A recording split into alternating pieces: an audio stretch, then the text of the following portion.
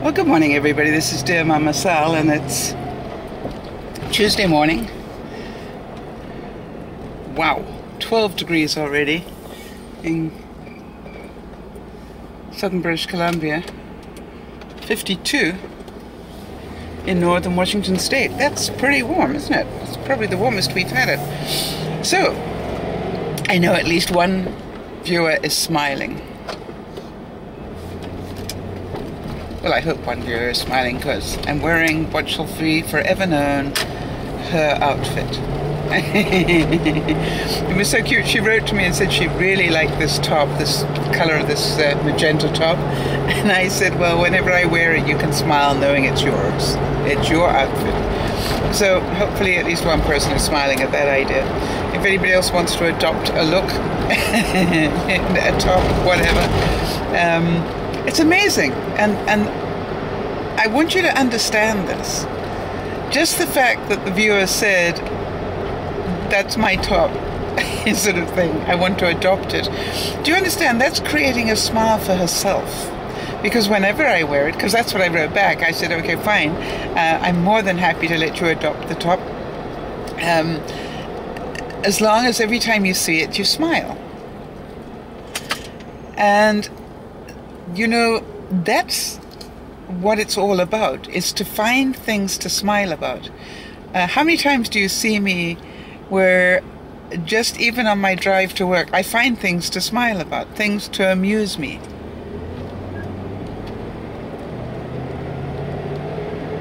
And they're not, it's not that I'm distracted away from driving, it's like my eyes are constantly scanning the road, as you know. I'm certainly not looking at the camera.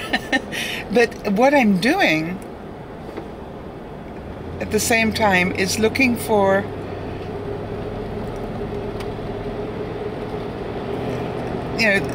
just keeping check on everything. Well, in that sweep that I do, every now and then I pick up something that really amuses me. Remember the car with the horns on the front? That really amused me. You remember that? Oh, interesting thing.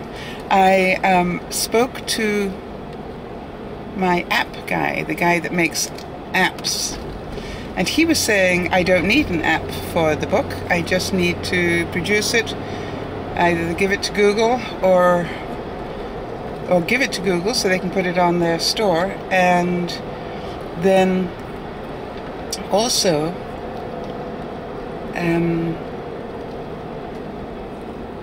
let eBay and Amazon have it. Wow.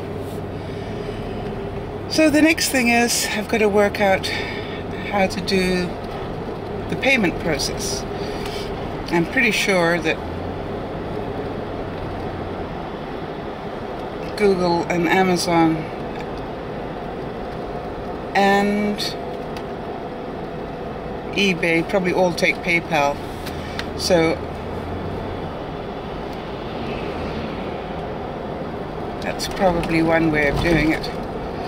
Anyway, it's very exciting. Now I've just got to finish the book and finish editing it, and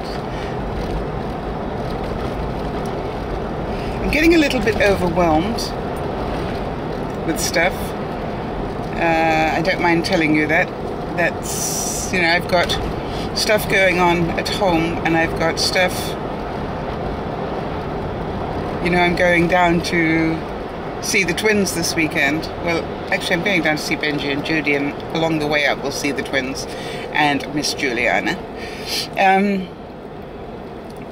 that's not causing me any overwhelm. It is just a case of, at the same time, I got a really good offer from a colleague at work to possibly get a bed. I want to replace my bed. And she's moving, and guess what? She wants to get rid of a bed. And it's a little bit smaller than the bed I have in my guest room at the moment, which is a good idea. The only thing is that I didn't have sheets to go. You know, I thought, well, I have to get sheets. And she said, no, I'll throw the sheets in as well. So you've got to sort of let go of the fact that somebody else has slept in the bed or on the sheets. But it's a year old, and she's basically giving it away for a quarter of the price, which is a heck of a deal, and I'd be mad not to take it. Now, part of me was going to put a day bed type bed into that room, but it's a double, which means that at a squeeze 2 people could sleep in it. So it would make a lot of sense.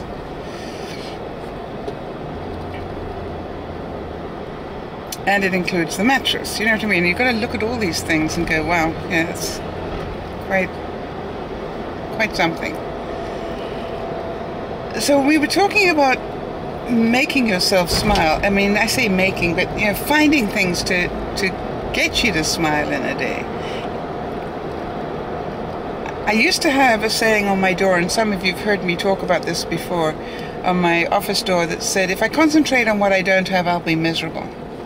And if I concentrate on what I have, I'll be happy. And so one of the things that really makes me smile now, isn't it weird?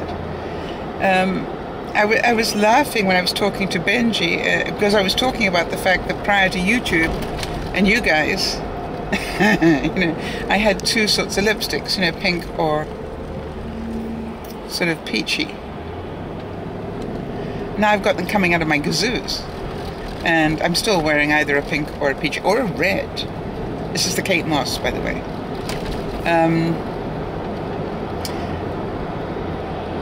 What's it called? In Vogue, I think. I'll confirm it below. But I'm pretty sure it's called In Vogue. I've worn it enough now that but I just love this color. So I was saying to Benji that, you know, it really has stretched my horizons. And it makes me laugh now when I go to put on lipstick because, for example, this morning when I went to decide what to wear, and I thought, oh, I think I'll wear the magenta top. You know, I was going to make somebody smile. Well, that makes me smile. That gives me a reason to be happy. And I was chuckling away to myself when I pulled out the Kate Moss, and I thought, oh, and she loves the combination of that lipstick with that top. So I really want to thank you, viewer, and you know who you are,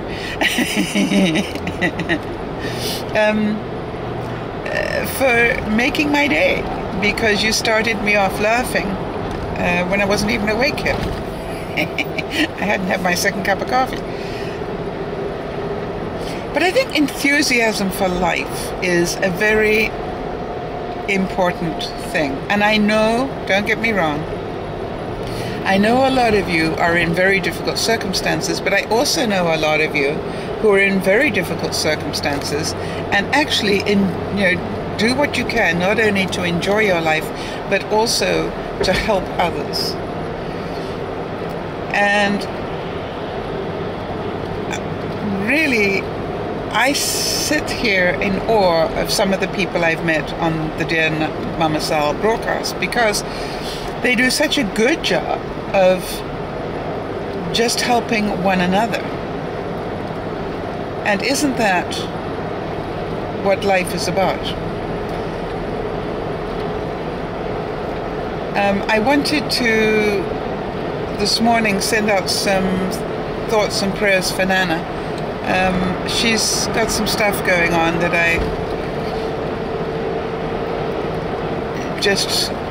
I'm not at liberty to talk about, but I just wanted you to know that she could do with some thoughts and prayers. If you guys could spare a few.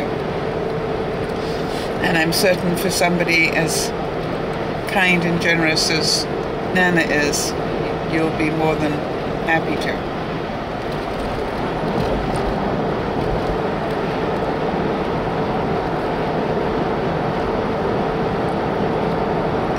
So life isn't really as difficult as we make it some of the time.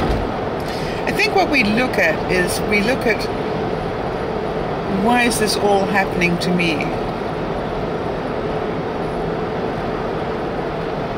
And see it as a punishment, rather than, why is this all happening to me, and how can I help humanity with it? And I give examples of so many people.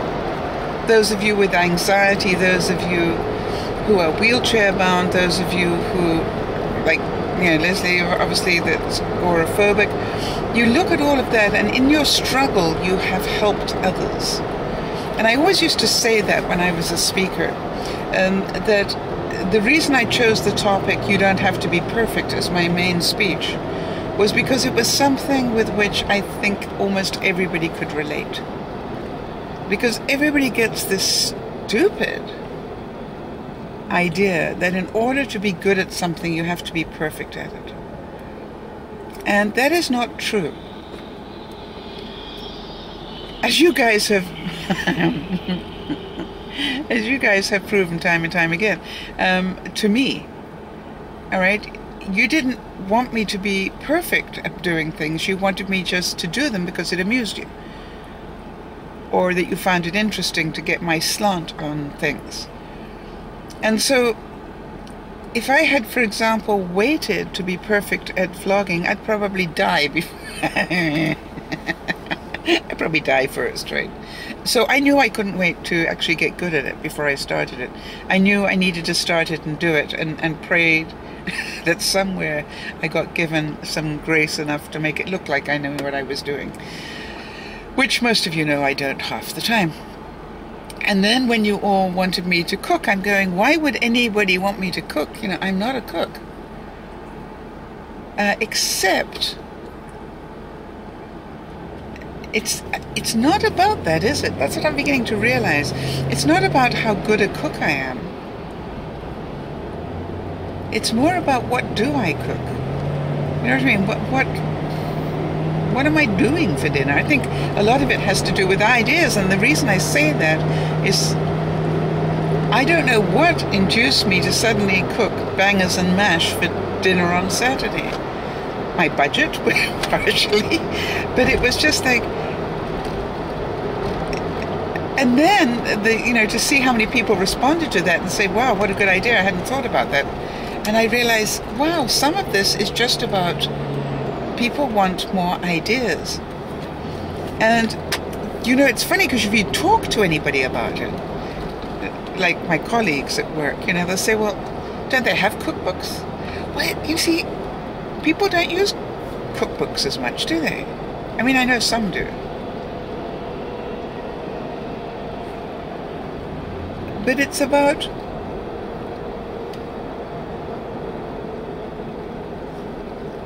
for some reason, it's about community in some way.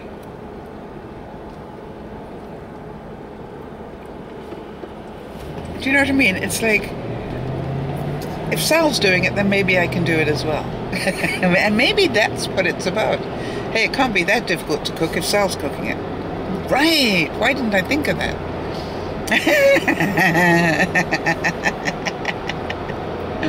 Oh, I like that, yeah.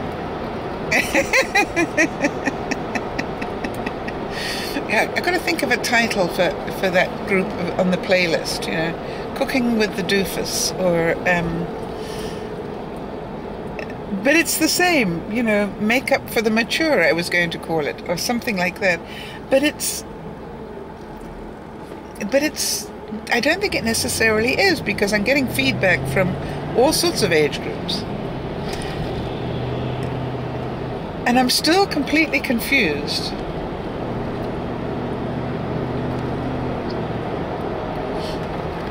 Not completely confused, but fascinated that the different media, be it YouTube, Facebook, or Twitter, are bringing totally different markets, age groups. And I say markets, but that's what I think about age groups as a demographic. How could I not have started this particular vlog with the unbelievably good news that Emily is a world champion cheerleader? I am so sorry. Way to go, Em. I was going insane last night because for the third day in a row, and night in a row, just about, you know, I was going, well, what's going on here? And I knew it was the finals yesterday, and I didn't hear, and I thought, and then I had to resort to pretty low tactics. I had to resort to actually Googling it and trying to find out. And then I saw the name of the team that had won, and I recognized the name of the team, and I thought, why do I recognize the name of the team? Is it because Em talked about them, or is it because it's Em's team? And I was pretty darn sure it was Em's team. But then what I did was I wrote copious notes to Em going, hello, you know, could I please get confirmation? And bless her heart, you know, I even said something about her being as drunk as a skunk. That got a reaction, which was good. That's what I wanted, was a reaction. I needed to get confirmation. And they made it through to the Worlds. Well, I mean, they are the champions. Yay! So, I don't know about the rest of you, but when I read that, the tears were rolling out of my eyes. I was absolutely pathetic. I was crying like a baby. I mean, if Em had been my own daughter, I couldn't have been more proud.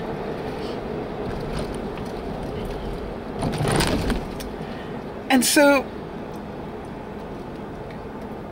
I had to ask myself, what is this about? Well, what it's about is that's how I feel about Em. And goodness only knows why, because she is so nasty to me at times. But, yeah, Em's family. And so, look at me now. It really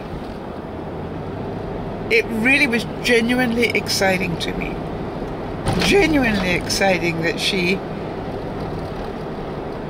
had worked so hard, that she'd left home and gone, and first of all, she'd been picked by a world-class team, and then she'd gone and spent that many months away from home, and then she won. I mean, don't they make movies of that sort of stuff?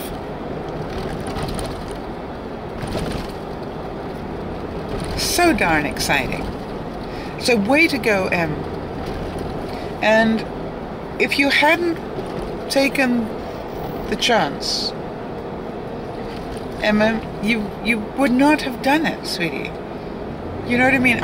All credit to you for seeing an unbelievable opportunity and taking it. And I asked her, you know, would she go back and do it again? And not necessarily.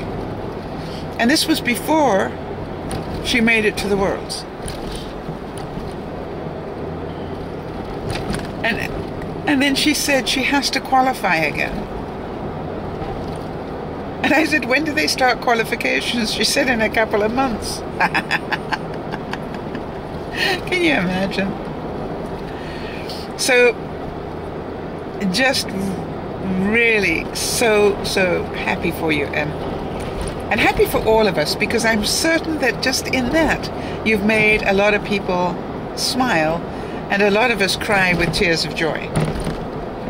And I got a chance yesterday as well to connect up to Christine's page down in Australia and have a look at her house tour. Love the colour of those walls, Christine. That purple colour that you painted, awesome. I couldn't do it, but it did look really good, especially against that white and so forth. And I love the way that you've got all your artwork throughout the house. Really pretty. And I just think you are so brave to show a video of your home. There's an ambulance up in front. Flashing lights. I hope it's not too serious.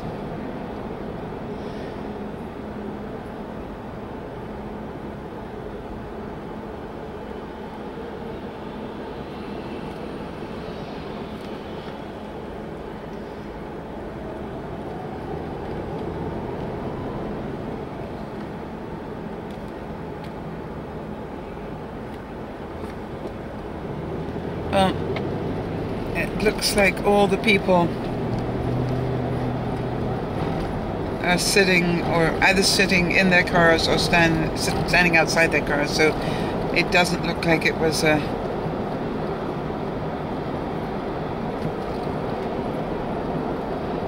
thank goodness. And there again, I'm grateful. Grateful that I wasn't part of it, grateful that I'm not in it, grateful that they're okay. And that's how I changed my thinking.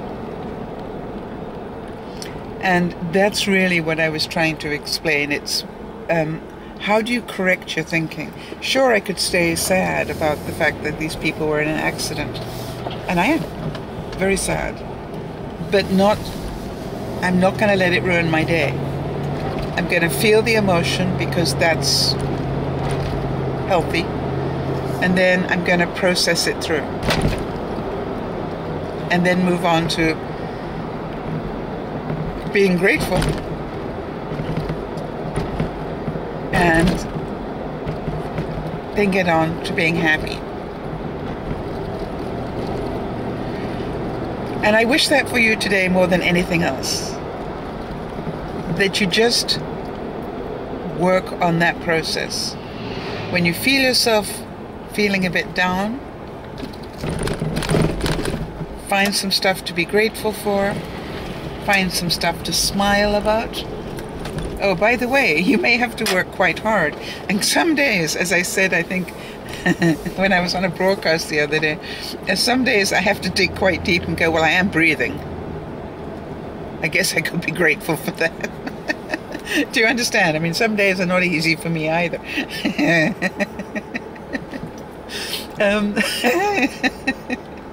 You know, and I think that's what you got to understand.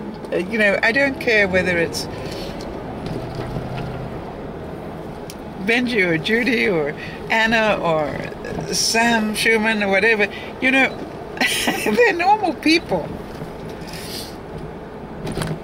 You know, they're not sort of some weird subsect. You know what I mean?